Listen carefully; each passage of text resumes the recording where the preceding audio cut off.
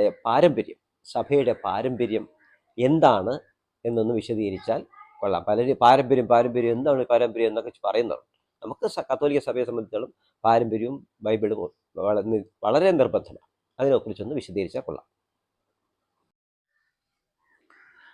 എല്ലാ സ്നേഹിതർക്കും യേശോ മിശിഹായ്ക്ക് സ്തുതിയായിരിക്കട്ടെ. നമ്മുടെ സഭയെക്കുറിച്ചുള്ള ചിന്തകളിലേക്ക്, പങ്കുവെക്കലിലേക്ക് നാം മൂന്നാം ചോദ്യവുമായി വന്നിരിക്കുകയാണല്ലോ. സഭയുടെ പാരമ്പര്യം. കത്തോലിക്ക സഭ, തിരുസഭ നിലനിൽക്കുന്നത് തന്നെ അടിസ്ഥാനപരമായി രണ്ട് പ്രത്യേകമായ അടിസ്ഥാനങ്ങളിലൂടെയാണ്. ഒന്ന് ദൈവത്തിൻ്റെ വചനം, രണ്ട് പാരമ്പര്യം. ഈ ദൈവത്തിൻ്റെ വചനം അടിസ്ഥാനമാക്കി പാരമ്പര്യം എന്ന് പറയുമ്പോൾ പിതാക്കന്മാരും ദൈവവചനത്തിൽ അടിസ്ഥാനമാക്കി തന്നെയാണ് കാര്യങ്ങളൊക്കെ പങ്കുവച്ചത്. എന്താണ് ദൈവവചനത്തിൻ്റെ അടിസ്ഥാനം? പഴയ നിയമവും പുതിയ നിയമവും എന്ന രണ്ട് വലിയ ഭാഗങ്ങൾ നമ്മുടെ ദൈവവചനത്തിലുണ്ടെന്ന് നമുക്കറിയാമല്ലോ. ഉൽപ്പത്തി മുതൽ വെളിപാട് വരെയുള്ള ദൈവത്തിൻ്റെ വചനം പഴയ നിയമത്തിൽ 46 പുസ്തകങ്ങൾ അത് പഴയ നിയമമെന്നും പുതിയ നിയമത്തിൽ 27 പുസ്തകങ്ങൾ പുതിയ നിയമഗ്രന്ഥങ്ങളെന്നും പറയുന്നുണ്ടല്ലോ. ഇതിൻ്റെ രണ്ട്, പുതിയ നിയമത്തിൻ്റെയും പഴയ നിയമത്തിൻ്റെയും അടിസ്ഥാനം എന്താണ്? കേന്ദ്ര ബിന്ദു കർത്താവായ യേശു ക്രിസ്തു, അവിടുത്തെ പീഡാനുഭവ രഹസ്യം. പീഡാനുഭവ രഹസ്യം എന്ന് പറയുമ്പോൾ ബത്ലഹേം കാലത്തൊഴുത്തിൽ ജനിച്ചത് മുതൽ കാൽവരിയിലെ വെരിമാറിൽ മരണം വെടിഞ്ഞ് അടക്കം ചെയ്യപ്പെട്ട് ഉദ്ധാനം ചെയ്ത് അപ്പസ്തലന്മാരുടെ മേൽ ഉദ്ധാനത്തിൻ്റെ രഹസ്യവും അല്ലെങ്കിൽ തൻ്റെ ഈ ലോകത്തിലെ വരവിൻ്റെ രഹസ്യവും അന്വർത്ഥമാക്കി അവരുടെ ചങ്കിലേക്ക് തറപ്പിച്ചു കൊടുത്തതിന് ശേഷം പോകുന്നതിന് മുമ്പ് വീണ്ടും വരും എന്ന് പറഞ്ഞുകൊണ്ട് സ്വർഗത്തിലേക്ക് ആരോഹണം ചെയ്ത് പിതാവിൻ്റെ വലത് ഭാഗത്ത് എഴുന്നള്ളിയിരിക്കുന്നു. പിതാവിൻ്റെ വലത് ഭാഗത്ത് എഴുന്നള്ളിയിരിക്കാൻ പോകുന്നതിന് മുമ്പ് അവിടുന്ന് സ്ഥാപിച്ചതാണല്ലോ തിരുസഭ. പത്രോസാകുന്ന നങ്കൂരത്തിൻ്റെ അടുത്ത്, പത്രോസാകുന്ന പാറയുടെ അടുക്ക്, പത്രോസാകുന്ന അടിസ്ഥാനത്തിൻ്റെ അടുക്കൽ പറഞ്ഞ്, നിൻ്റെ മേൽ ഞാൻ എൻ്റെ സഭയെ പടുതീർത്തു. ഈ സഭയിലാണ് ദൈവത്തിൻ്റെ വചനവും പാരമ്പര്യവും അടിസ്ഥാനമാക്കി നാം മുന്നേറുന്നത്. പാരമ്പര്യം ഒത്തിരിയുണ്ട് നമുക്ക് ചിന്തിക്കാൻ പോയാൽ. ദൈവവചന അടിസ്ഥാനത്തിലെ പാരമ്പര്യം നാം മനസ്സിലാക്കുന്നത് അപ്പോസ്തലന്മാരുടെ പ്രവർത്തനങ്ങൾ എന്ന പുസ്തകത്തിൽ 15-ാം അധ്യായം ജെറൂസലേം സൂനകദോസുകൂടെയാണ്. പത്രോസും പൗലോസും മറ്റപ്പസ്തലന്മാരും മറ്റു വിശ്വാസികളും ചേർന്നുകൊണ്ട് അവിടെ കൂടുകയാണ് ഓരോരോ കാര്യങ്ങളെക്കുറിച്ച് ചർച്ച ചെയ്യാൻ. പ്രത്യേകിച്ച് അവിടെ ചർച്ച ചെയ്തത് പരിച്ഛേദനത്തെക്കുറിച്ചാണ്. അത് തുടങ്ങി ഇന്ന് രണ്ടാം വത്തിക്കാൻ സിനഗഡോസിലെ പ്രമാണരേഖകൾ വരെ നമുക്ക് ലഭിക്കുന്നത് സഭാ പാരമ്പര്യങ്ങളിൽ നിന്നാണ്. സഭാ പാരമ്പര്യങ്ങളുടെ അടിസ്ഥാനം ഈ പ്രമാണരേഖകളാണല്ലോ, സൂനഹദോസുകൾ. കത്തോലിക്ക സഭയുടെ പാരമ്പര്യമാണ് ഒന്ന് സൂനഹദോസുകൾ, രണ്ട് സഭാപിതാക്കന്മാരുടെ പഠനങ്ങൾ. സഭാപിതാക്കന്മാരുടെ പഠനങ്ങൾ എന്ന് പറഞ്ഞാൽ നമുക്കെല്ലാം അറിയാം. Gregory the great, Alexander the great, Clement of Alexandria, ഇങ്ങനെയുള്ള സഭാപിതാക്കന്മാർ, വിശുദ്ധ ജെറോം, അഗസ്തീനോസ്, ഇങ്ങനെ സഭാപിതാക്കന്മാരുടെ പഠനങ്ങൾ സഭയുടെ പാരമ്പര്യത്തിൻ്റെ അടിസ്ഥാനമായ ഒന്ന് തന്നെയാണല്ലോ. ദർശനങ്ങൾ, വെളിവാക്കപ്പെട്ട ദർശനങ്ങൾ, അതിനടിസ്ഥാനമായി നാം ഇന്ന് അനുഭവിക്കാൻ സഭ പ്രഖ്യാപനം ചെയ്ത ദൈവത്തിൻ്റെ വെളിപ്പെടുത്തലാണെന്ന് പ്രഖ്യാപിച്ച വിശുദ്ധ ഫൗസ്റ്റീനായുടെ ഡയറി.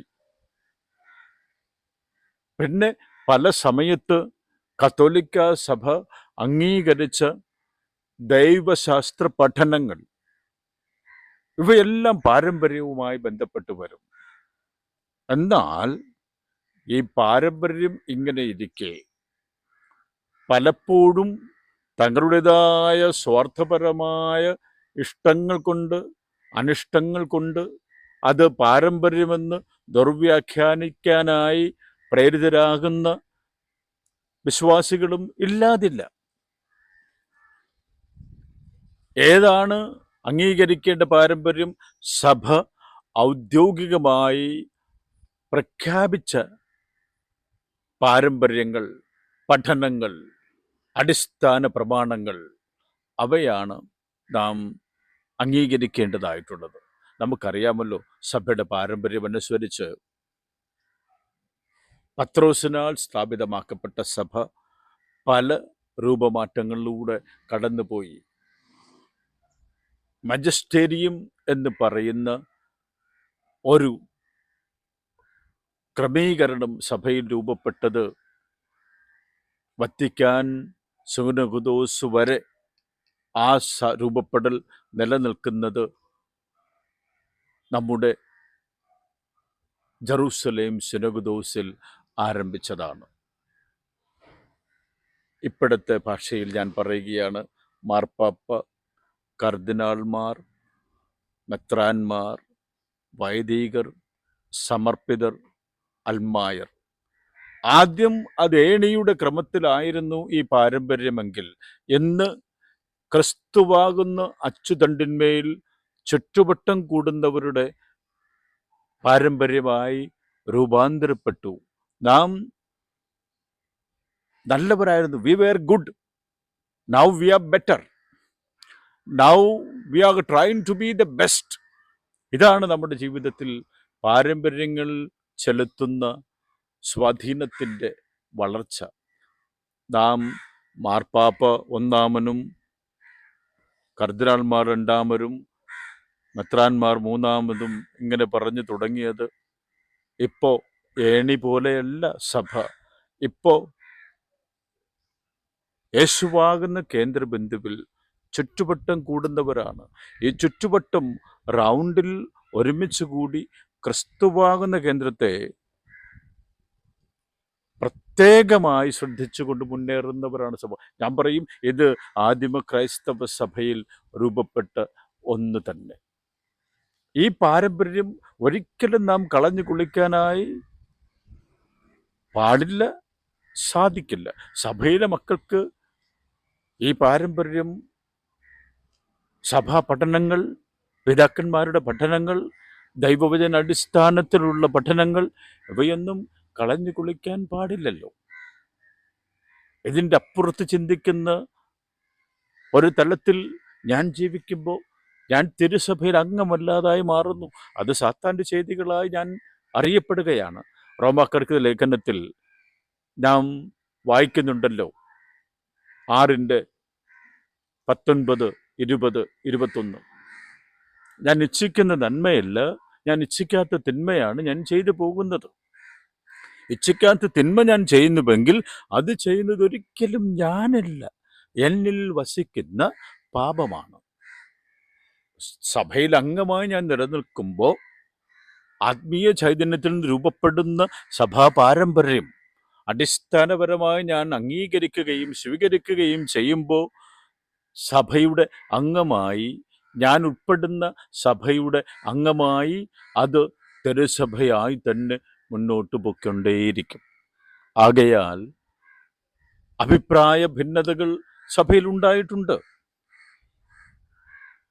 അഭിപ്രായ ഭിന്നതകൾ ഉണ്ടാകുമ്പോൾ ഒരുമിച്ച് ചേർന്ന് പരിശുദ്ധാത്മാവിൻ്റെ ചൈതന്യത്താൽ പുതിയ വെളിപ്പെടുത്തലുകൾ പരിശുദ്ധാത്മാവ് നൽകുന്നത് മനസ്സിലാക്കി അംഗീകരിക്കാനായി സഭ തയ്യാറാകുന്നു.